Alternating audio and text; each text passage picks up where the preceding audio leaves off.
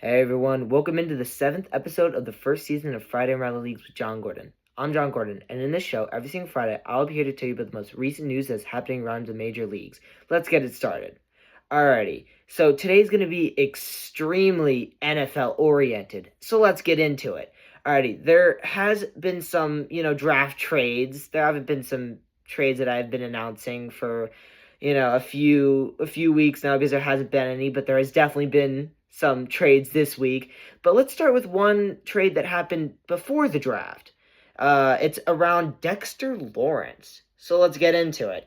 Alrighty. So the Giants traded Dexter Lawrence to the Bengals for the 10th overall pick. And with that pick, they did take Francis Mauigoa. And that was a wrong pick for me, sadly, out of, all my picks that I tried to make right.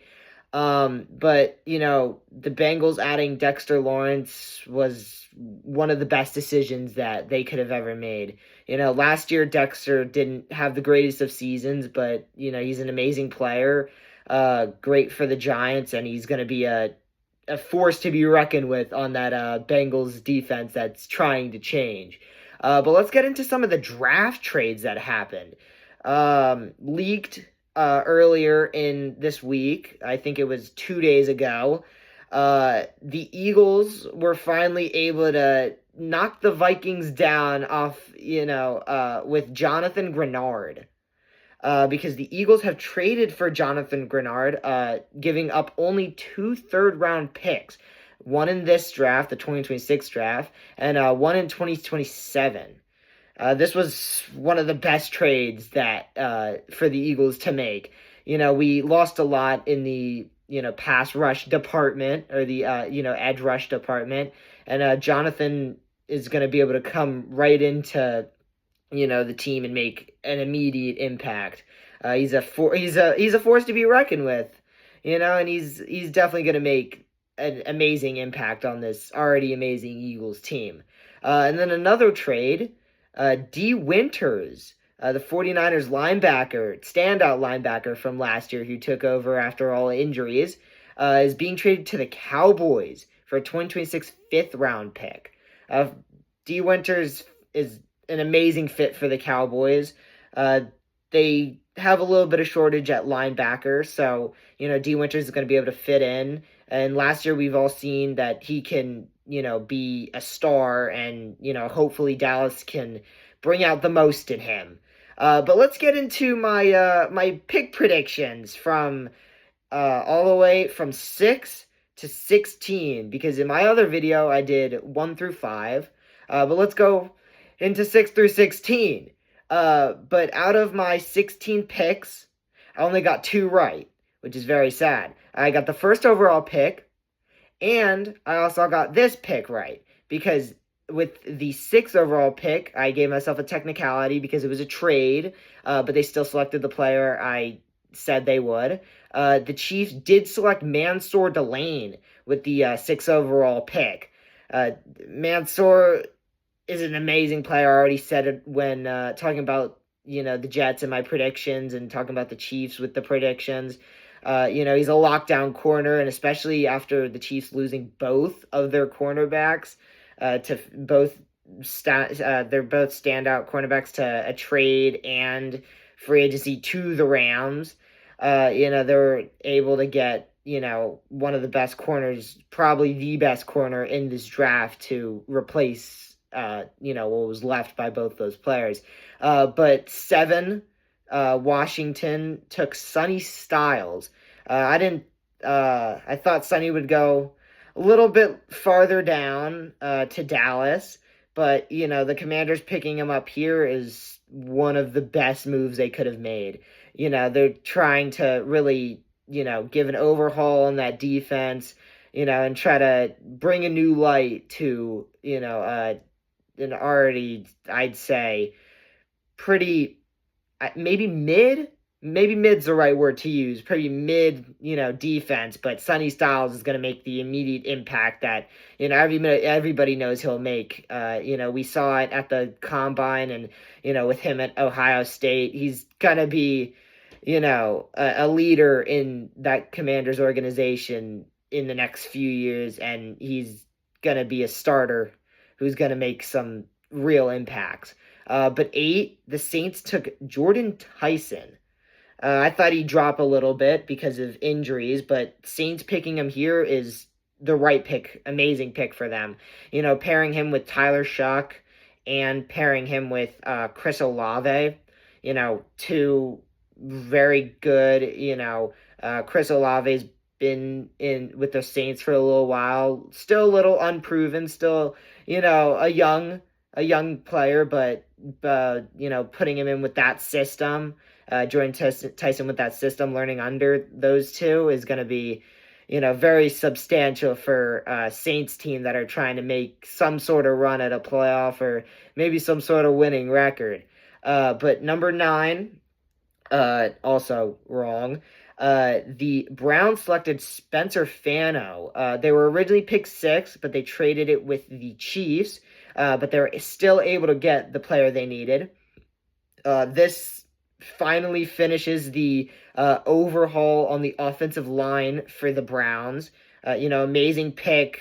He's one of the top. He was one of the top, guards in this draft, and the Browns have done so much, and just adding Spencer Fano shows that the Browns are trying to be real contenders, and it's nice to see.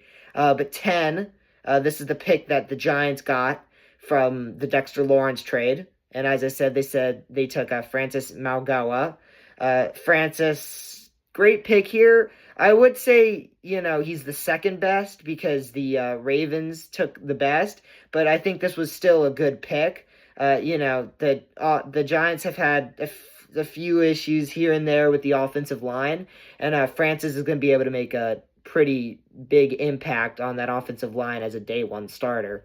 But for number 11, this is the Cowboys pick because they traded up from 12 with the Miami Dolphins, who took the 12th pick. But 11, the Cowboys took Caleb Downs, a generational safety from the University of Ohio State. Sorry, got a little blank there. But generational safety, they really couldn't pass this up. One of the best players in this draft. He's gonna make the most impact on this Dallas team that's trying to make something work. But amazing pick for Dallas. Even though I'm not a Dallas fan, I'd say Jerry Jones did do something right here. But for number 12, the 12th overall pick, which I also got wrong.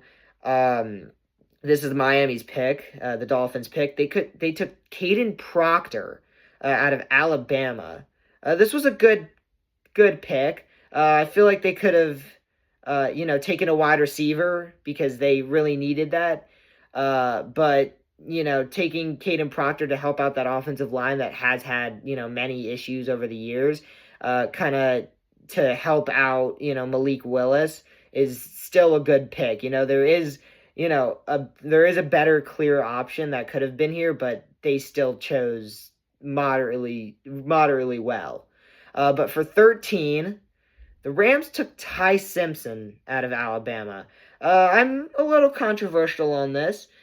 Ty's a good player, and he'll be able to be the backup to one of the best quarterbacks in this generation. And be coached by one of the best young head coaches. But the Rams are trying to make the Super Bowl, and having a backup who will have to sit for 2 years at picking him at number 13 is a little it's not normal. But still they made the pick. I may have my controversies on it, but the Rams made their decision on that one. But 14 is the Ravens pick. They took this is a hard name to say. If I get any wrong, please correct me, but it's Olavavega Lowane. He was, said as the number one offensive lineman prospect in this class. Getting him at 14, even though he probably should have gone higher, is just a steal for the Ravens. After losing, Tyler Linderbaum in free agency to the Raiders, taking, Loane at this pick was the best they could have made for the Ravens. But 15, he dropped very much here. But the Bucks took Ruben Bain Jr.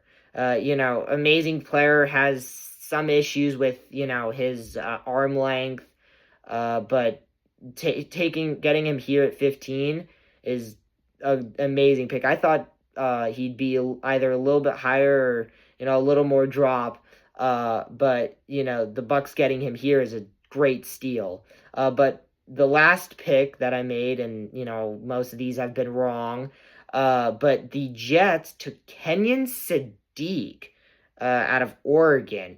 This was a great pick for the Jets. He's an amazing tight end.